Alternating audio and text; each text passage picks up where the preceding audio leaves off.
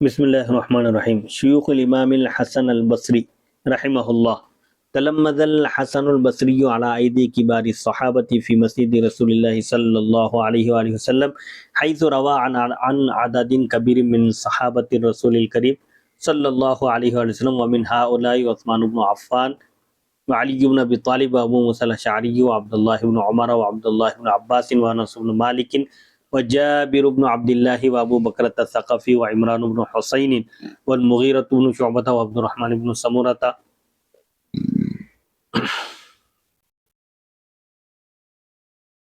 والنعمان بن بشير وقيس بن عاصم وجندب البجلي وعبد الله بن عمرو بن العاص وسمرة بن جندب ومعاوية بن أبي سفيان ومعقل بن يسار والأسود بن سريع وخلق من الصحابة رضوان الله تعالى عليهم أجمعين. وكان يقول أدركت 70 بدريا.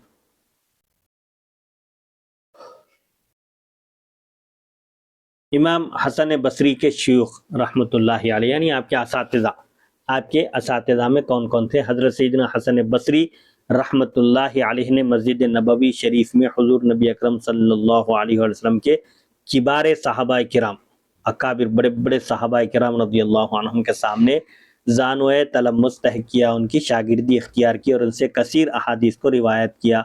ان میں سے چند کے اسماء گرامی درج ذیل ہیں. اب پورے نام تو بیان نہیں کر رہے ہیں، چند حضرات کے نام شمار کر رہے ہیں، جن میں حضرت عثمان بن عفان، حضرت علی بن ابی طالب، حضرت ابو موسیٰ اشعری، حضرت عبداللہ بن عمر، حضرت عبداللہ بن عباس، حضرت انس بن مالک، حضرت جابر بن عبداللہ، حضرت ابو بکر ثقفی، حضرت عمران بن حسین. یہ عمران بن حسین وہ صحابی ہیں جن کو فرشتے سلام کرتے تھے آ کر، اس لیے ان کی روایت سے زجاجۃ المصابیح میں جو سب سے پہلی جو روایت لائی گئی ہے وہ عمران بن حسین رضی اللہ عنہ کی روایت ہے. حضرت مغیرہ بن شعبہ، ان کی کیا روایت ہے؟ حضرت عمران بن حسین سے سلام کی حدیث لائی گئی جی تو اس کی وجہ یہ بیان کی گئی کہ فرشتے، ان کو کچھ بیماری ہو گئی تھی، بواسیر یا کچھ ایسی بیماری تھی، تو وہ پورے صبر کا مظاہرہ کرتے تھے، فرشتے ان کی خدمت میں آ کر سلام کرتے تھے، تو اس مناسبت سے ان کی روایت سے زجاجۃ المصابیح کا آغاز کیا گیا. حضرت مغیرہ بن شعبہ، حضرت عبد الرحمن بن سمرہ، حضرت نعمان بن بشیر، حضرت قیس بن عاصم، حضرت جندب البجلی، حضرت عبداللہ بن عمرو بن عاص، حضرت سمرہ بن جندب، حضرت معاویہ بن ابی سفیان، حضرت معقل بن یسار اور حضرت اسود بن سریع کے علاوہ متعدد یعنی کئی صحابہ کرام رضوان اللہ تعالی علیہم اجمعین آپ کے شیوخ ہیں، اساتذہ ہیں.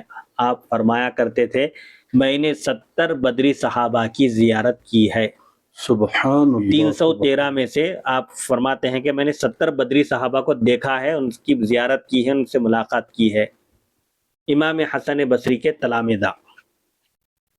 تلامید الامام الحسن البصری رحمہ اللہ، یہ تو تھے ان کے اوپر شیوخ اساتذہ جو تقریباً بڑی تعداد اس میں صحابہ کرام رضی اللہ عنہم کی ہے. اب تلمذ علیہ خلق کثیر وروى عنہ منهم حمید الطویل ویزید بن ابی مریم وایوب وقتادۃ وعوف الاعرابی وبکر بن عبد اللہ المزنی وجریر بن حازم وابو الاشہب والربیع بن صبیح وسعید الجریری وسعد بن ابراہیم بن عبد الرحمن بن عوف وسماک بن حرب وشیبان النحوی وابن عون وخالد الحذاء وعطاء بن السائب وعثمان البتی وقرۃ بن خالد ومبارک بن فضالۃ معل بن زیاد وہشام بن حسان ویونس بن عبید ومنصور بن زادان ومعبد بن ہلال وغیرہم.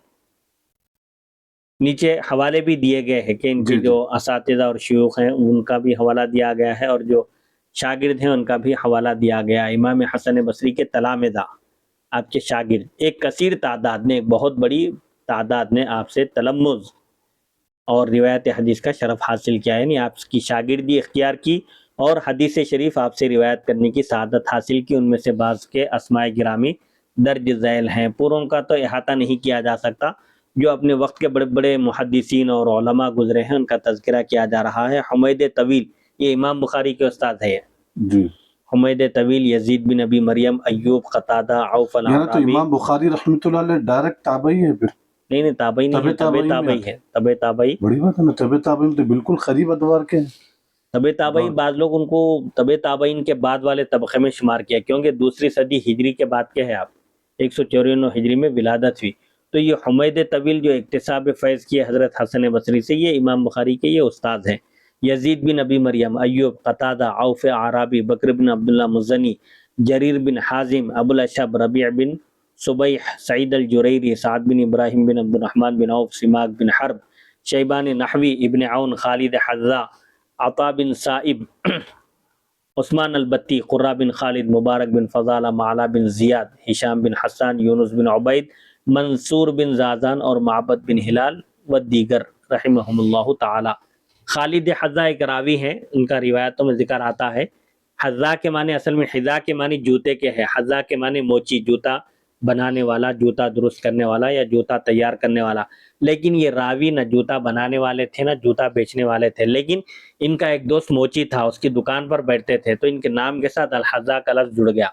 تو اس لیے کہا جاتا ہے کہ اچھی صحبت اختیار کرنا چاہیے، کیونکہ آگے چل کر لوگ جیسا اب فلاں کی دکان پر بیٹھنے والا، ایسا اس طرح کے القاب سے، اس طرح کی نسبت سے یاد کرتے ہیں۔ تو یہ بعض نسبتیں تحقیر کے لیے، ان کی کو ڈیگریڈ کرنے کے لیے نہیں ہے، لیکن اب بعض لوگوں کو مشہور جو ان کی شہرت ہو جاتی ہے اس سے وہ کرتے ہیں، جیسے حمید طویل کہتے ہیں، حالانکہ وہ طویل نہیں تھے، قصیر تھے، پستقط تھے، لیکن ان کو لمبا کہا جا رہا ہے۔ تو یہ کبھی کیا کرتے ہیں، سامنے والے کو اس کی سبکی ہوگی یا اس کو تکلیف ہوگی، تو کبھی کیا کرتے ہیں، جیسے عام طور پر اردو میں بھی بعض لوگ بالکل کالے رہتے ہیں، ان کا نام گورے بھائی رکھ دیتے ہیں، گورے بھائی کہتے ہیں، حالانکہ کوئی مناسبت ہی نہیں ہوتی ان کو۔ جی نام بعض لوگ بالکل کالے ہوتے ہیں، ان کا نام یوسف رکھا جاتا ہے، حالانکہ یوسف ہے تو ایک حسن و جمال کا تصور نام کے ساتھ فوراً ذہن میں آتا ہے، تو حسن و جمال اس کا لازمہ ہے۔ تو ایسے عوام میں بھی جیسے سامنے والے کو تکلیف نہ ہو، رہتے کالے لیکن ان کا نام رہتا گورے بھائی، چاند بادشاہ، قمر الدین، ایسے نام رکھے جاتے ہیں، جبکہ دور دور تک کوئی مناسبت ہی نہیں ہوتی۔ تو اب یہاں اس میں اس بات کی طرف اشارہ کیا جا رہا ہے کہ اچھے لوگوں کی صحبت اختیار کرنا اور اچھی دکانوں پر بیٹھنا، ایسے مطلب بیٹھنا بولے تو اب بعض لوگ دوست رہتے، بعض گوشت کی دکان پر جا کر بیٹھ جاتے، فلاں کی دکان پر، ایسا اس سے احتیاط کرنا علماء خاص طور پر، جی ورنہ ان کے نام کے ساتھ یہ لفظ جڑ جاتا۔ تو یہ خالد حذا جو راوی ہے نا، جن کی جوتے کی دکان تھی نا، یہ جوتا بنانے والے تھے، لیکن ان کا ایک دوست تھا حذا، موچی تھا، تو اس کی طرف نسبت کرتے ہوئے ان کے نام کے ساتھ یہ لفظ جڑ گیا، خالد حذا۔ مگر یہاں پر یہ بھی خالد حذا ہی لکھا ہوا ہے نا، خالد حذا پر۔ خالد حذا۔ اب یہ یہاں تک امام حسن بصری رحمۃ اللہ علیہ کے اساتذہ اور شاگردوں کا مختصر تذکرہ کیا گیا۔ اب اس کے بعد پھر قول الامام الکلابازی، وہی ہے نا؟ جی چلیے انشاءاللہ اس کو اگلی نشست میں پڑھیں گے کہ امام کلابازی بخاری رحمۃ جو اللہ پڑھ علیہ، لیں گے ان کا بھی عبارت ہے، چھوٹی ہے، ہاں چھوٹی سے زیادہ بڑی نہیں۔ چلیے قول الامام الکلابازی، قال الامام ابو نصر احمد بن محمد بن الحسین البخاری الکلابازی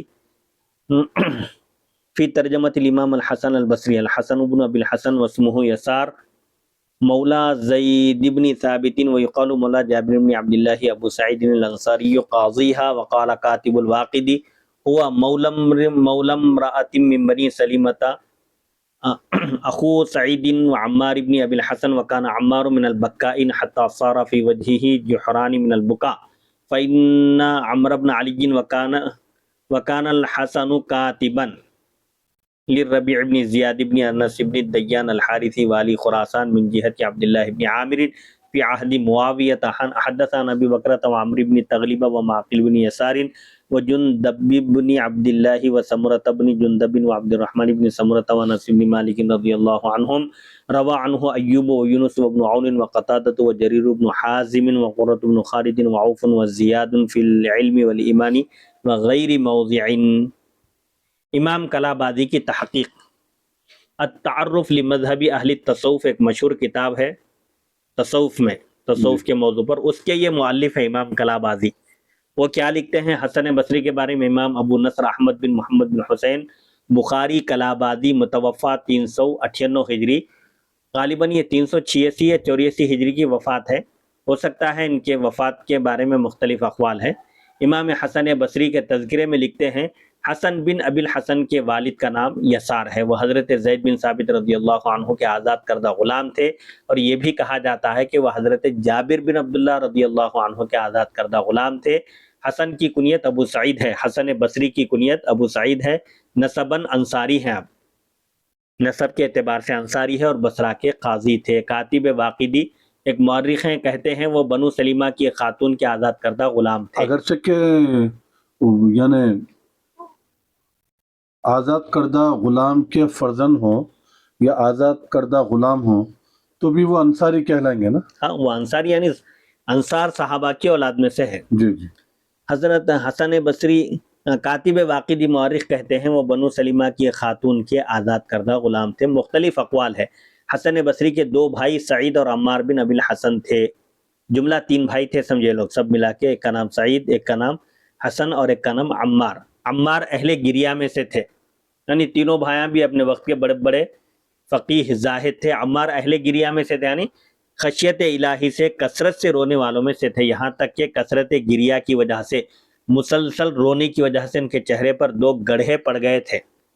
عمرو بن علی اور حسن بصری دونوں حضرات عہد حضرت امیر معاویہ میں رضی اللہ عنہ میں عبداللہ بن عامر کی طرف سے مقرر کردہ خراسان کے والی ربیع بن زیاد بن انس بن دیان حارثی کے کاتب یعنی سیکریٹری تھے، سمجھے، معتمد تھے۔ حضرت حسن بصری اور ان کے بھائی حضرت حسن بصری رحمۃ اللہ علیہ نے حضرت ابو بکرہ، عمرو بن تغلب، معقل بن یسار، جندب بن عبداللہ، سمرہ بن جندب، عبد الرحمن بن سمرہ اور انس بن مالک رضی اللہ عنہم سے حدیث روایت کی ہے، اور ان سے ایوب، یونس ابن عون، قتادہ، جریر بن حازم، قرہ بن خالد، عوف اور زیاد نے علم اور ایمان کے علاوہ دیگر ابواب، دیگر موضوعات میں احادیث روایت کی ہیں۔ قال الواقدی ولد صحابہ کرام سے حسن بصری رحمۃ اللہ علیہ نے روایت کی جی۔ قال الواقدی ولد لسنتین بقیت من خلافت عمر قلت وذلك فی سنت 21 من الہجرہ وکان یوم قتل عثمان ابن 14 سنة وقال خلیفۃ وعمر بن علی توفی فی رجب سنة 10 و100 قال الزہلی قال یحییٰ مات سنة 10 و100 قال وفیما کتب الی ابو نعیم مثلہ وقال ابن ابی شیبۃ مات سنة 10 و100 قال وسمعت سعید بن علی بن عامر یقول بلغ الحسن 89 سنة وقال کاتب الواقدی مات من 10 و100 قبل محمد بن سیرین ب100 یوم وقال ابن نمیر حدثنا ابن ادریس عن شعبۃ عن ابی رجاء قال قلت للحسن متى خرجت من المدینة قال عام الصفین قلت متى احتلمت قال قبل الصفین بعام وقال الغلابی حدثنا یحییٰ بن معین عن ابی النضر عن شعبۃ قال لم يسمع الحسن من سمرة بن جندب وذكر قولا في حديث قريش من انس هو في الجامع۔ واقدی کہتے ہیں خلافت فاروقی کے 2 سال ابھی باقی تھے کہ آپ کی ولادت ہوئی۔ میں یعنی کلا بازی فرماتے ہیں، میں کہتا ہوں یہ سن 21 ہجری کا واقعہ ہے۔ 23 ہجری میں حضرت عمر کی شہادت ہوئی، 21 ہجری میں آپ کی ولادت ہوئی، اور حضرت عثمان رضی اللہ عنہ کی شہادت کے روز آپ کی عمر 14 سال تھی۔ خلیفہ اور عمرو بن علی کہتے ہیں آپ کی وفات رجب سن 110 ہجری میں ہوئی، جبکہ زہلی نے کہا، جو امام بخاری کے استاد ہیں، یحییٰ کہتے تھے ان کا وصال سن 110 ہجری میں ہوا، اور ان کا یہ بھی کہنا ہے کہ ابو نعیم نے مجھے ایسا ہی لکھ بھیجا تھا۔ یہ ابو نعیم دلائل النبوہ کے جی ہو، ابو نعیم اصفہانی دلائل النبوہ کے مؤلف ہیں۔ تو حالانکہ دلائل النبوہ کے جو مؤلف ہیں یہ تو 530 ہجری کے ہیں۔ نہیں یہ دوسرے ہیں، یہ ابو نعیم، ہاں، کیونکہ وہ 5ویں صدی ہجری کے ہیں۔ دلائل النبوہ جو ہم ریکارڈنگ جو اپنے جامعہ انوار آفیشیل چینل پر آپ ہی کی خوبصورت آواز میں اس کی لیکچر سیریز مکمل کی گئی ہے جی، جو دلائل النبوہ کے نام سے پلے لسٹ بھی ہے اس میں۔ جی یہ وہ نہیں ہے، دوسرے ہے ابو نعیم۔ ابن ابی شیبہ نے کہا ان کی وفات سن 110 ہجری میں ہوئی، اور کہا میں نے سعید بن علی بن عامر سے سنا، وہ فرماتے ہیں حسن کی عمر 89 سال تھی، 89 ایئرس کے تھے آپ بوقت وصال۔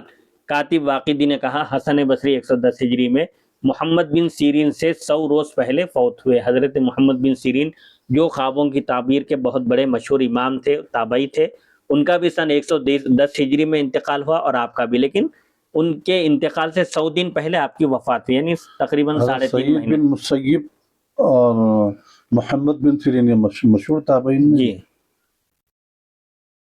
ابن نمیر نے ابن ادریس اور شعبہ از ابو رجا نے روایت کیا، وہ کہتے تھے میں نے حسن سے پوچھا آپ مدینہ منورہ سے کب نکلے تھے؟ انہوں نے جواب دیا جنگ صفین والے سال، غالباً 36 ہجری.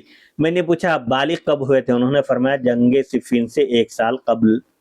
غلابی یحییٰ بن معین سے اور وہ ابو النضر سے، وہ شعبہ سے روایت کرتے ہیں، انہوں نے کہا کہ حسن نے سمرہ بن جندب سے حدیث نہیں سنی یعنی اور جنگ وہ صفین سے 1 سال پہلے بالغ ہو گئے تھے حسن بالغ بصری. ہو گئے تھے. ہاں.